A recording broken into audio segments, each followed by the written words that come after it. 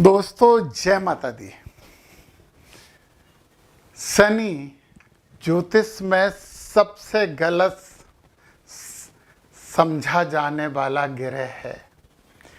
अधिकांश लोग शनि को केवल दुख, विलंब तथा कष्ट का ग्रह मानते हैं, जबकि वास्तव में शनि कर्म, समय, न्याय, धैर्य, संरचना और वास्तविकता का ग्रह है।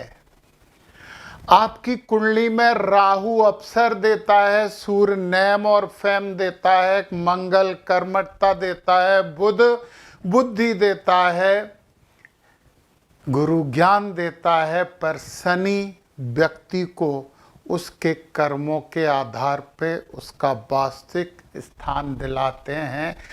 तो उस न्यायाधीश की बात हम करेंगे। एकमात्र ग्रह है जो आपको बहुत प्रगति दे सकता है, और एकमात्र ऐसा ग्रह भी है जो कुंडली में कहीं बैठा हो, किसी भी राशि में बैठा हो, कर्म और धर्म से संतुलित होकर आपको सफलता के नए आयाम दे सकता है। तो ये सीरीज, इस सीरीज में हम बात करेंगे शनि महाराज को कैसे शुभ किया जाए, किसी भी भाव में, किसी भी राशि में, किसी के साथ भी युति में, इन सब की विस्तृत चर्चा करने वाले हैं। और ये जो सीरीज है, विश्वास करिए, ध्यान से देखिए, ये आपका भाग्य बदल देगी, नियति बदल देगी, आपकी जिंदगी में सुखद परिणाम लेकर आएगी। शनि का सामान्य परिचय, स्वामी राशियां जो हैं वो है मकर और कुंभ। उच्च राशि होती है तुला। ये समझ लीजिए आप, ये बहुत जरूरी है। उच्च राशि है तुला, नीच राशि मेष है, महादशा 19 वर्ष होती है, और तत्व होता है वायु। वायु भी स्थिर वायु, चलती हुई वायु नहीं है। जब तूफान नहीं चलता तब की वायु है, धैर्य वाली वायु है। गुण तामसिक है, प्रकृति स्थिर, शीतल और धीमी है, और इसकी दिशा है पश्चिम। पश्चिम दिशा का राजा है ये। धातु लोहा होती है, रंग गहरा नीला काला, आयु कारक वृद्धावस्था। सबसे ज्यादा प्रभाव शनि महाराज वृद्धावस्था में डालते हैं। और कारकत्व है कर्म, यानी कि जो भी आप कर रहे हो सबका कारकत्व शनि होता है। श्रम, अनुशासन, न्याय, गरीबी, मजदूर वर्ग, संगठन, उद्योग। कर्म से अमीरी प्राप्त की जा सकती है, कर्म से गरीबी भी प्राप्त की जा सकती है। इस सीरीज में सबसे पहले हम जिसकी बात करना चाह रहे हैं, जिससे सब लोग बहुत डरे हुए रहते हैं, यानी शनि साढ़े साती की। साढ़े साती आने से पहले डरना शुरू कर देते हैं। 7.5 साल तक ये साढ़े साती रहती है। 7.5 साल बहुत लंबा समय होता है, और बिला वजह हम भयभीत रहते हैं, बिला वजह डरे रहते हैं।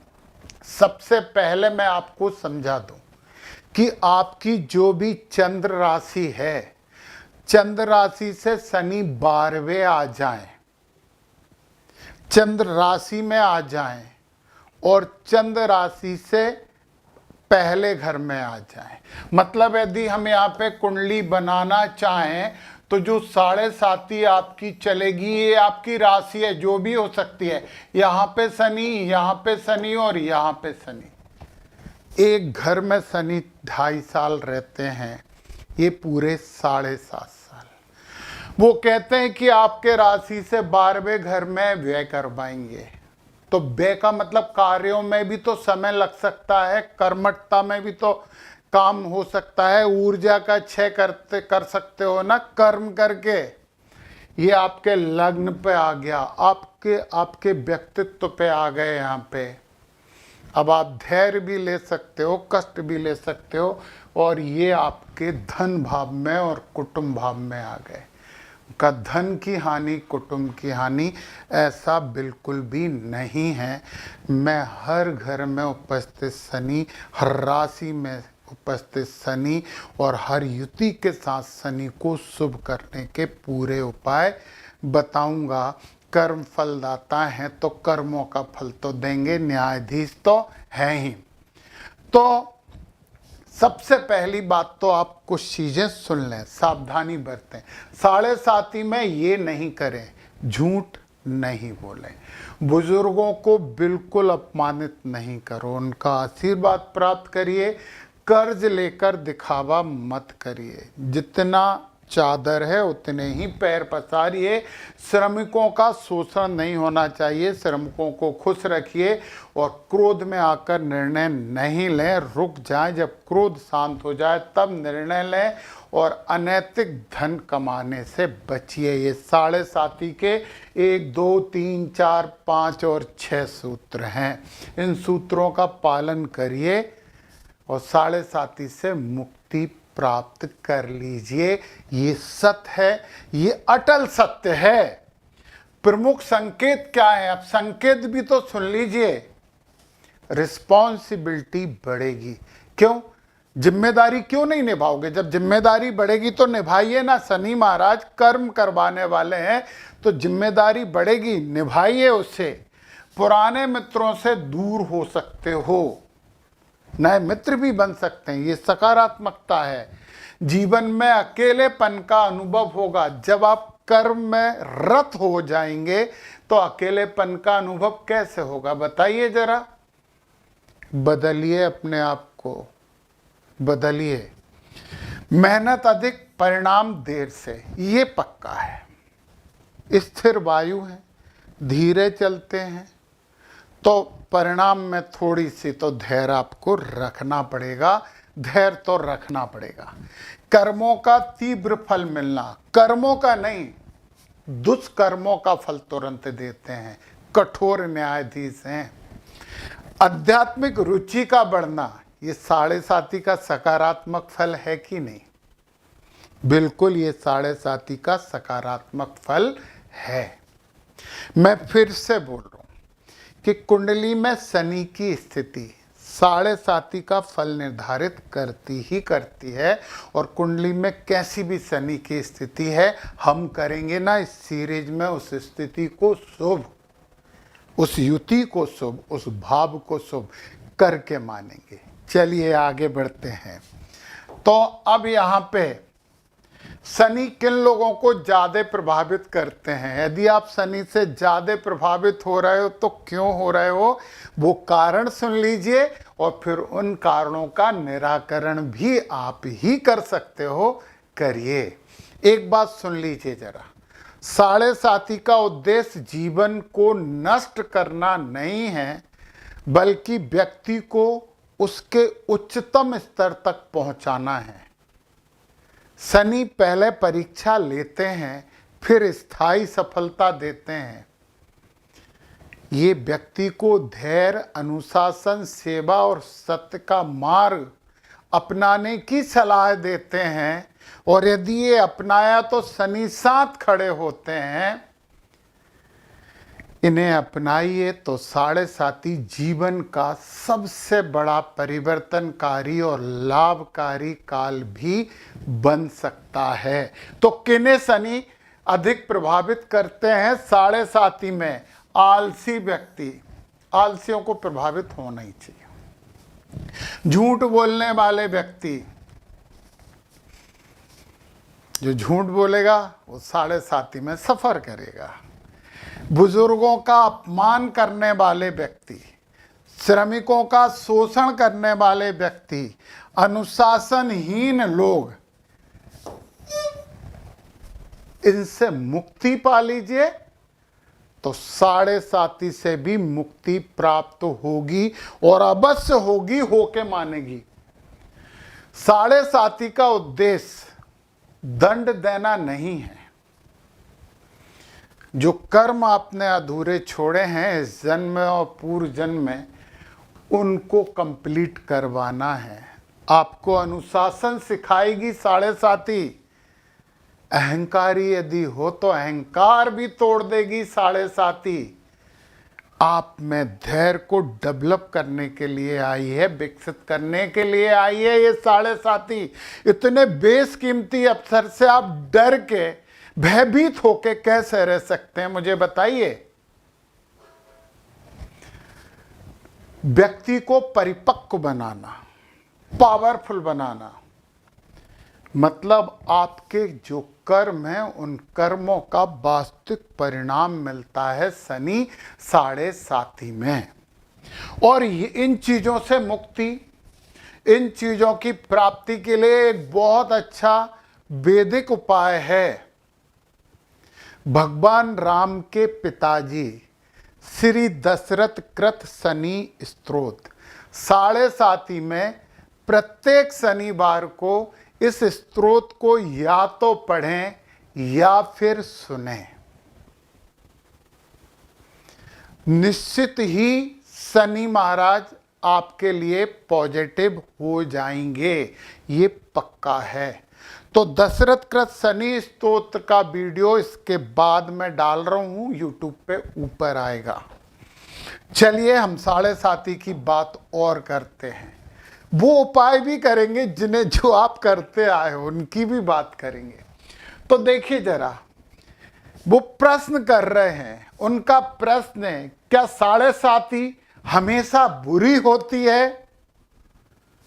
शनि महाराज का जवाब है नहीं, बिल्कुल नहीं। परंतु सच्चाई पे चलने वालों, बुजुर्गों का सम्मान करने वालों का, श्रमिकों को आदर देने वालों को कभी बुरी नहीं होती है।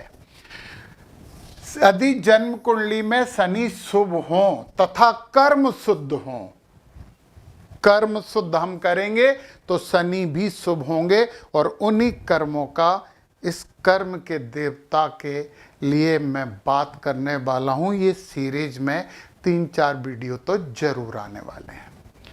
नौकरी में आपको पदोन्नति मिल सकती है, प्रमोशन हो सकता है, व्यवसाय में विस्तार हो सकता है, धन प्राप्ति, संपत्ति प्राप्ति हो सकती है, विदेश से अवसर प्राप्त हो सकते हैं, आध्यात्मिक उन्नति जरूर होगी, सामाजिक प्रतिष्ठा भी मिल सकती है।